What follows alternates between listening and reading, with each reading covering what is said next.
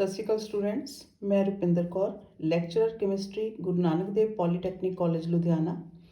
ਅੱਜ ਆਪਾਂ ਜਿਹੜੇ ਟੌਪਿਕ ਬਾਰੇ ਡਿਸਕਸ ਕਰਨਾ ਹੈ, ਲਾਸਟ ਟਾਈਮ ਆਪਾਂ ਸਪੈਕਟਰਮਸ ਡਿਸਕਸ ਕੀਤੇ ਸੀ ਔਰ ਇਸ ਟੌਪਿਕ ਨੂੰ ਹੀ ਫਰਦਰ ਕੰਟੀਨਿਊ ਕਰਦੇ ਹੋਏ ਆਪਾਂ ਇੱਕ ਸਪੈਸੀਫਿਕ ਸਪੈਕਟਰਮ ਦੀ ਸਟੱਡੀ ਕਰਨੀ ਹੈ, that is the emission spectrum of hydrogen atom. Emission spectrum of hydrogen atom ਇਸ ਸਪੈਕਟਰਮ ਦਾ ਐਟਮ ਦੇ ਮਾਡਲ ਨੂੰ ਲੱਭਣ ਦੇ ਵਿੱਚ ਇੱਕ ਬਹੁਤ ਹੀ ਅਹਿਮ ਰੋਲ ਰਿਹਾ ਹੈ students. So emission spectrum of hydrogen atom, ਇਸ ਸਪੈਕਟਰਾ ਨੂੰ ਸਮਝਣ ਵਾਸਤੇ ਪਹਿਲਾਂ ਦਾ ਟੌਪਿਕ ਜਿਹੜਾ ਹੈ ਮੈਂ ਤੁਹਾਨੂੰ ਸਮਝਾਉਣਾ ਪਿਆ, ਜਿਹਦੇ 'ਚ ਤੁਹਾਨੂੰ ਕਮ ਸੇ ਕਮ ਇਹ ਪਤਾ ਲੱਗਦਾ ਕਿ ਸਪੈਕਟਰਾ ਹੁੰਦੇ ਕੀ ਆ। ਮਤਲਬ ਕਿ ਵਾਈਟ ਲਾਈਟ ਜਾਂ ਕਿਸੇ ਵੀ ਲਾਈਟ ਨੂੰ ਜਦੋਂ ਅਸੀਂ ਪ੍ਰਿਜ਼ਮ ਦੇ ਵਿੱਚ ਉਹਦੀ ਪਾਸ ਕਰ ਦਈਏ ਤਾਂ ਉਹ ਲਾਈਟ ਜਿਹੜੀ ਕਿ ਅਲੱਗ-ਅਲੱਗ ਲਾਈਟਸ ਦੇ ਫ੍ਰੀਕੁਐਂਸੀ ਦੀ ਰੇਡੀਏਸ਼ਨ ਦਾ ਕੰਬੀਨੇਸ਼ਨ ਹੈ ਔਰ ਹਰ ਇੱਕ ਰੇਡੀਏਸ਼ਨ ਅਲੱਗ-ਅਲੱਗ ਐਂਗਲ ਤੇ ਬੈਂਡ ਹੋ ਜਾਂਦੀ ਹੈ, ਜਿਹਦੇ ਕਰਕੇ ਫੋਟੋਗ੍ਰਾਫਿਕ ਪਲੇਟ ਤੇ ਸਾਡੇ ਕੋਲ ਇੱਕ ਪੈਟਰਨ ਬਣ ਜਾਂਦਾ। ਉਸ ਪੈਟਰਨ ਨੂੰ ਅਸੀਂ ਸਪੈਕਟਰਮ ਕਹਿੰਦੇ ਹਾਂ, ਰਾਈਟ। ਸਾਇੰਟਿਸਟ ਨੂੰ ਹਾਈਡਰੋਜਨ ਸਪੈਕਟਰਮ ਨੇ ਐਟਮ ਦਾ ਸਟਰਕਚਰ ਲੱਭਣ ਦੇ ਵਿੱਚ ਕਾਫੀ ਜ਼ਿਆਦਾ ਹੈਲਪ ਕੀਤੀ। ਹੁਣ ਹਾਈਡਰੋਜਨ ਦਾ ਸਪੈਕਟਰਮ ਜਦੋਂ ਅਸੀਂ ਲੱਭਿਆ, ਉਹਦੇ ਕੇਸ ਦੇ ਵਿੱਚ ਅਸੀਂ ਕੀ ਕੀਤਾ, ਜਿਹੜੀ ਡਿਸਚਾਰਜ ਟਿਊਬ ਸੀ ਉਹਦੇ ਵਿੱਚ ਹਾਈਡਰੋਜਨ ਗੈਸ ਭਰੀ ਗਈ, ਰਾਈਟ।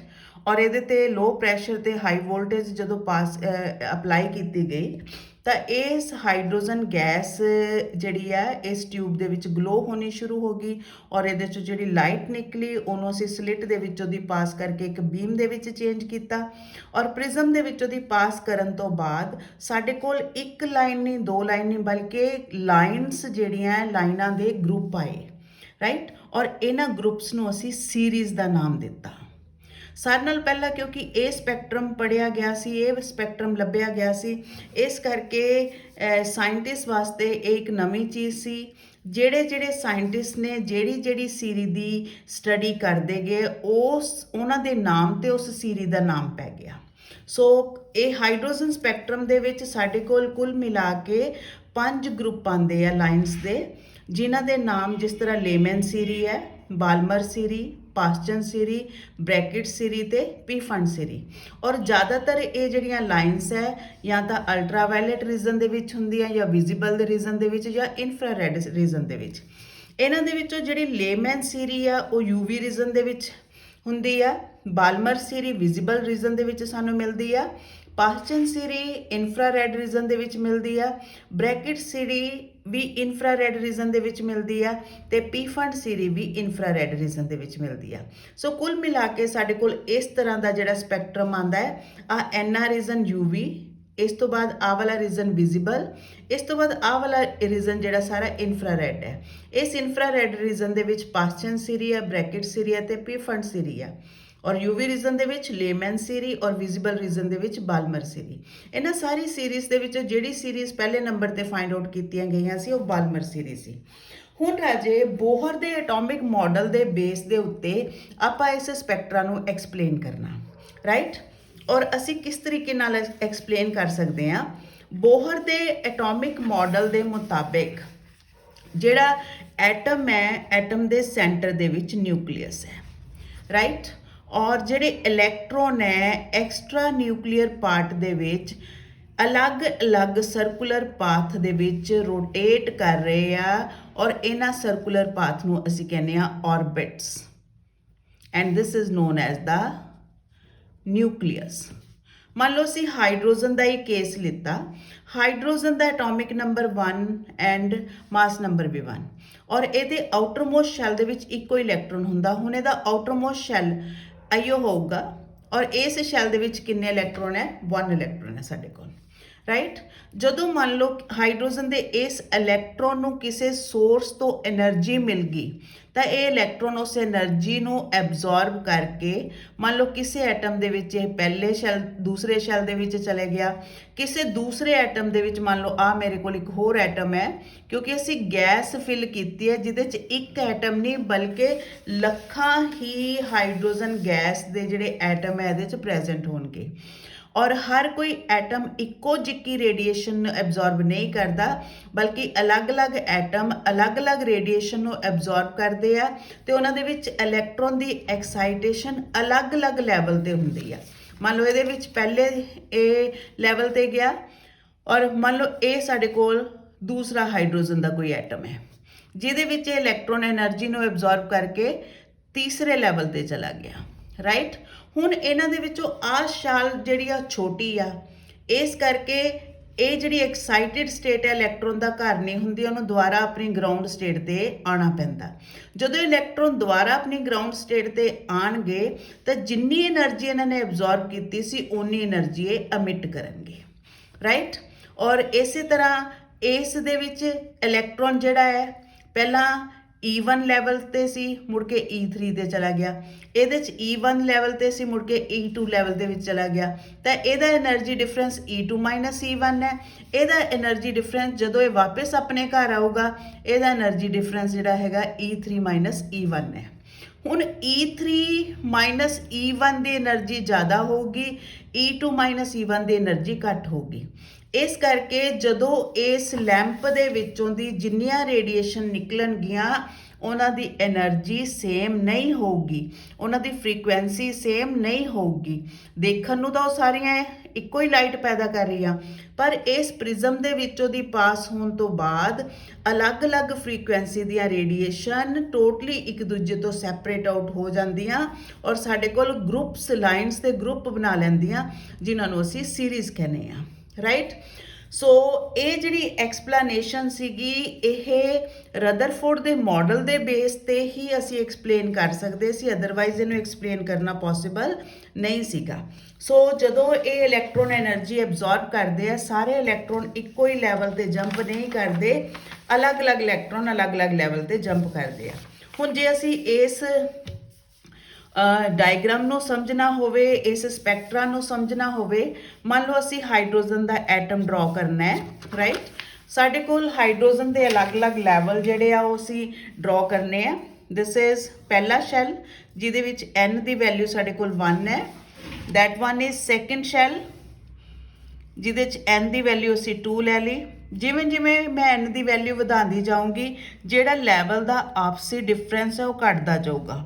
ਮੰਨ ਲਓ ਇਸ this is n the value 3, n the value 4, then n is equal to 5, n is equal to 6, n is equal to 7, right। ਹੁਣ ਰਾਜੇ ਅਸੀਂ ਅਲੱਗ-ਅਲੱਗ ਸੀਰੀਜ਼ ਜਿਹੜੀਆਂ ਉਹ ਡਰਾ ਕਰਨੀਆਂ। ਅਲੱਗ-ਅਲੱਗ ਸੀਰੀਜ਼ ਸਾਡੇ ਕੋਲ ਕਿਸ ਤਰੀਕੇ ਦੇ ਨਾਲ ਆਉਂਦੀਆਂ, ਕਿਸ ਤਰੀਕੇ ਨਾਲ ਸਾਡੇ ਕੋਲ ਬਾਲਮਰ ਸੀਰੀ ਆਈ, ਕਿਸ ਤਰੀਕੇ ਨਾਲ ਸਾਡੇ ਕੋਲ ਬ੍ਰੈਕਟ ਸੀਰੀ ਆਈ। ਸੋ ਇਹਦੇ ਵਿੱਚ ਅਸੀਂ ਗਰਾਊਂਡ ਸਟੇਟ ਹੈ, ਐਕਸਾਈਟਿਡ ਸਟੇਟ ਦੇਖਣੀ ਹੈ। Lemon Siri, so Lyman Siri lines which arise due to the transition from higher energy level to first energy level are group of Lehman series। so Lehman series ਕੀ ਹੈ, ਜਿਹਦੇ ਵਿੱਚ ਸਾਡੇ ਕੋਲ ਜਿਹੜੇ electron ਹੈ ਜਿਹੜੇ ਮਰਜ਼ੀ ਸ਼ੈਲ ਦੇ ਵਿੱਚ ਹੋਣ ਉਹਨਾਂ ਸਾਰਿਆਂ ਨੇ ਕਿੱਥੇ ਵਾਪਸ ਆਣਾ ਹੈ, ਫਸਟ એનર્ਜੀ ਲੈਵਲ।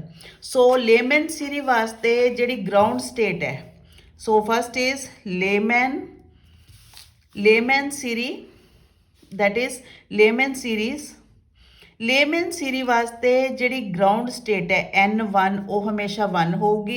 n2 ਮਤਲਬ ਜਿੱਥੇ ਇਲੈਕਟ੍ਰੋਨ ਜਾ ਸਕਦਾ ਉਹ 1 ਨੂੰ ਛੱਡ ਕੇ ਸਾਰੇ 2, 3, 4, 5, 6 ਸੋ ਔਨ, ਜਿੱਥੇ ਵੀ ਇਲੈਕਟ੍ਰੋਨ ਹੋ ਗਏ ਸਾਰੇ ਕਿਤੋਂ ਇਲੈਕਟ੍ਰੋਨ ਨੇ ਕਿੱਥੇ ਆਉਣਾ ਹੈ, ਪਹਿਲੇ ਸ਼ੈਲ ਦੇ ਉੱਤੇ।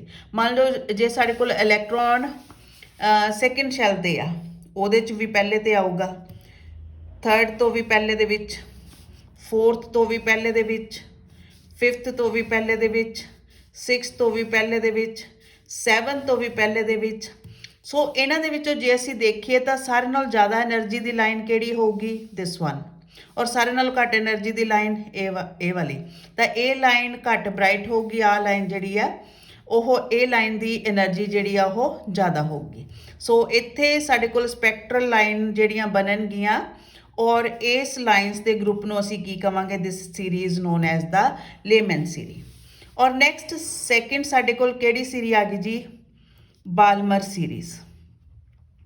ਬਾਲਮਰ ਸੀਰੀ ਵਾਸਤੇ ਗਰਾਊਂਡ ਸਟੇਟ n1 ਅਸੀਂ ਲੈਣੀ ਹੈ 2 ਔਰ n2 1 ਵੀ ਛੱਡ ਦੇਣਾ 2 ਵੀ ਛੱਡ ਦੇਣਾ। n2 3 4 5 6 ਕੁਝ ਵੀ ਹੋ ਸਕਦੀ ਆ।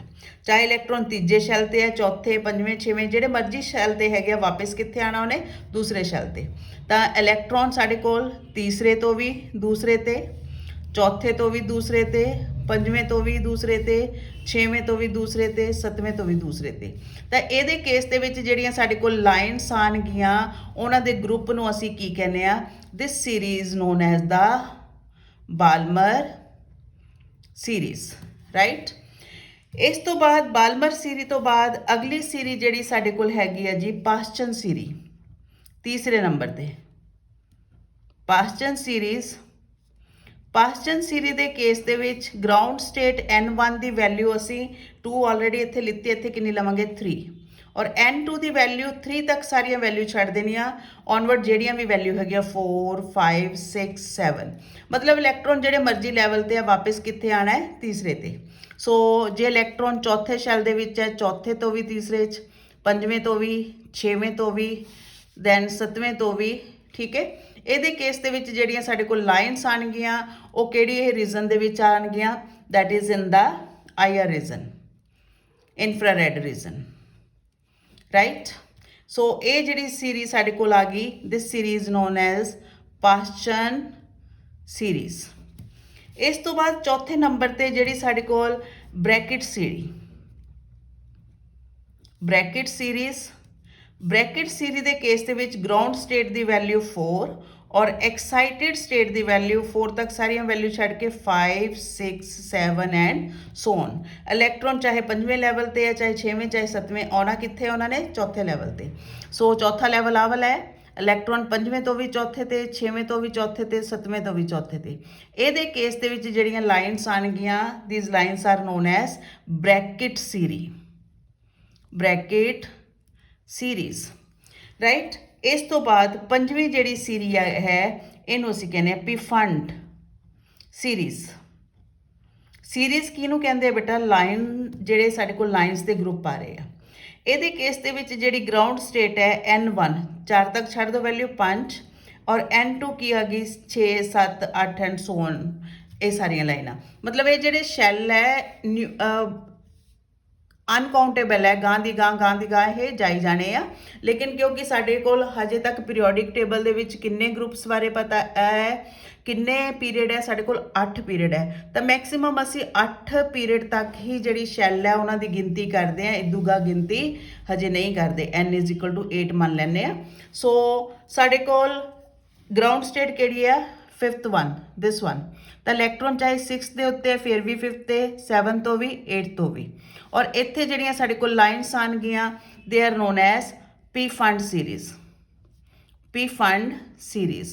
ਸੋ ਆ ਜਿਹੜਾ ਰੀਜ਼ਨ ਹੈ, this region is infrared region ਦੇ ਵਿੱਚ ਹੈ। This region it is in the visible region, ਔਰ ਇਹ ਜਿਹੜੀਆਂ ਲਾਈਨਸ ਹੈ, they are in the UV region. ਮਤਲਬ ਇਹਨਾਂ ਦੀ ਜਿਹੜੀ ਫ੍ਰੀਕੁਐਂਸੀ ਆ, ਅਲਟਰਾਵਾਇਲਟ ਰੇਡੀਏਸ਼ਨਸ ਦੀ ਫ੍ਰੀਕੁਐਂਸੀ ਵਾਲੀ ਰੇਡੀਏਸ਼ਨ ਹੈਗੀਆਂ ਇਹ।